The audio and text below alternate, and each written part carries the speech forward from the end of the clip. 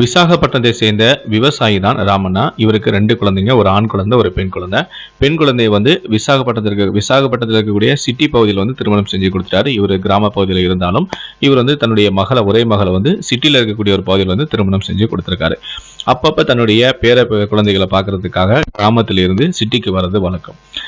சம்பவத்தன்று பார்த்தீங்கன்னா அதே மாதிரி கிராமத்துலேருந்து சிட்டிக்கு கிளம்பி வந்திருக்காரு. வர வழியில் வந்து அவருக்கு அங்கே கொஞ்சம் சில பல வேலைகள் இருந்திருக்கு. அதனால் காலையில் சாப்பிடாமையே வந்து நேரமாகிட்டே இருக்க அப்படின்னு சொல்லிட்டு சரி நம்ம அங்கே போய் சாப்பிட்டுக்கலாம் அப்படின்னு சொல்லி அவசரமாக வந்துட்டார்.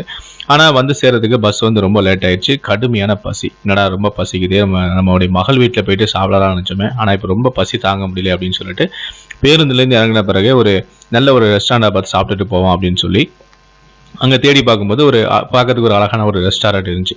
நல்ல ஹைஃபையான ஒரு ரெஸ்டாரண்ட். சரி அங்கே போய் இவர் வந்து ஒரு சாப்பிட போய் உட்காந்துருக்காரு. இவர் போகும்போதே என்ட்ரன்ஸ்ல போகும்போதே அங்கே இருக்கக்கூடிய சர்வர் எல்லாருமே வந்து ஒரு மாதிரியான ஒரு பார்வையை பார்த்துருக்காங்க. இவரும் போயிட்டு ஒரு சீட்டில் வந்து உட்காந்துட்டு எனக்கு வந்து சாப்பாடு கொண்டு வாங்க அப்படின்னு சொல்லி சர்வரை பார்த்து கை காட்டுறாரு. அப்போ அந்த டைம்ல சர்வர் பார்த்துட்டு என்னடா இப்படி ஒரு அழுக்கான ஒரு வேட்டி சட்டையோட ஒரு மனுஷன் வந்து உட்காந்துருக்காங்க, இது வந்து ஹைஃபையான ஆச்சு, இந்த மாதிரி ஒரு நபர் வந்து நம்ம ஹோட்டலில் உட்காந்துருந்தா கஸ்டமர்ஸ் யாரும் வரமாட்டாங்களே, என்ன செய்யறது, இவருக்கு சாப்பாடு கொடுக்கறதா என்னன்னு தெரியாமல் உடனே அந்த ஹோட்டலோட முதலாளிகிட்ட போயிட்டு இந்த மாதிரி ஒரு வயதான நபர் அழுக்கு வேட்டியோட வந்திருக்காரு அப்படின்னு சொல்லி அவர் போய் வந்து ரிப்போர்ட் பண்ணுறாரு.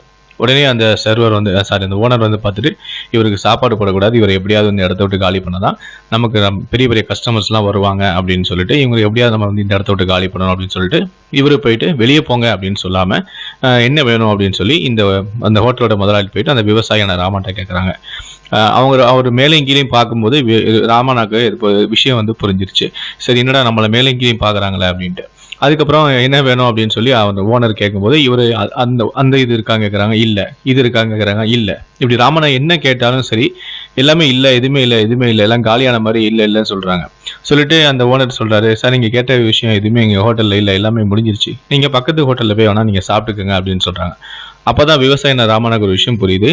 நம்மளுடைய தோற்றத்தை பார்த்து நமக்கு வந்து சாப்பாடு கூட இவங்க வந்து போட மாட்டேங்காங்க, எங்கே நம்மகிட்ட சாப்பிட்டுட்டு காசு பணம் இல்லைன்னு சொல்லிடுவோமோ அப்படின்னு சொல்லியிருக்காங்க, நம்மகிட்ட வந்து சாப்பாடு கூட போடுறதுக்கு யோசிக்கிறாங்க அப்படின்னு தன்னுடைய அன்றாயில இருந்து கிட்டத்தட்ட 20,000 ரூபா நோட்டை எடுத்து தான் கட்டியிருந்த அந்த தலப்பாக்குள்ள வந்து சொருகிறாரு.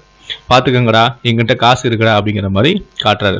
உடனே இப்படி காசு இருக்குன்னு பார்த்தோடனே ஒரு செகண்ட் வந்து அந்த முதலாளி வந்து என்னடா அப்படின்னு யோசனை பண்ணிட்டு சர்வரை கூப்பிட்டு சரி உங்களுக்கு வந்து சாப்பாடு போடுங்க அப்படின்னு சொல்றாரு. சர்வரும் எந்த சர்வர் இவருடைய தோட்டத்தை பார்த்து கம்ப்ளைண்ட் பண்ணாரோ அதே சர்வர் வச்சு சாப்பாடு வாங்கி சாப்பிட்டுட்டு இருக்காரு. சாப்பிட்டு முடிச்சுட்டு அதே சர்வரை கூப்பிட்டு இந்தா 2,000 ரூபா டிப்ஸ் வச்சுக்கோ அப்படின்னு சொல்லிட்டு கூப்பிட்டு சொல்றாரு, நாங்க களத்துல இறங்கி விவசாயம் செய்யாம எங்களுடைய கரைகள் வந்து எங்களுடைய வேட்டி சட்டைகள் வந்து கரை படியலைன்னா இன்னைக்கு உங்களால வெள்ளையும் சொல்லியமா வந்து உடை அணியவே முடியாது, உங்களுக்கு இந்த வேலையை முதல்ல கிடைக்காது, நீங்கள் ஹோட்டலும் நடத்த முடியாது, எங்களை போல விவசாயிகளை வந்து அவமானப்படுத்தாதீங்க, அவங்கள பெருமைப்படுத்தாட்டாலும் பரவாயில்ல, தயவு செஞ்சு அவமானப்படுத்தாதீங்க அப்படின்னு சொல்லிட்டு அந்த ஹோட்டல் ஓனருக்கு செருப்பால் அடிக்காத குறையா வந்து அறிவுரை சொல்லிட்டு அந்த ஹோட்டல் விட்டு வெளியேறியிருக்காரு. விவசாயியான ராமனுடைய இந்த செயலை பற்றிய உங்களுடைய கருத்துக்கள் என்ன அப்படிங்கிறத நீங்க பார்த்துட்டு இருக்க வீடியோ கமெண்ட் செக்ஷன்ல மறக்காம பதிவு பண்ணுங்க. மேலும் இது போல இதை பாராட்டு நினைச்சீங்கன்னா வீடியோக்கு ஒரு லைக் கொடுங்க, முடிந்தால் இந்த வீடியோவை மற்றவர்களுக்கும் ஷேர் பண்ணுங்க. மேலும் இது போல பல வீடியோக்கள் பார்க்கணும்னு மறக்காம சேனலை சப்ஸ்கிரைப் பண்ணுங்க, கூடவே அந்த பெல் சிம்பலை மறக்காம கிளிக் பண்ணுங்க. நன்றி, வணக்கம்.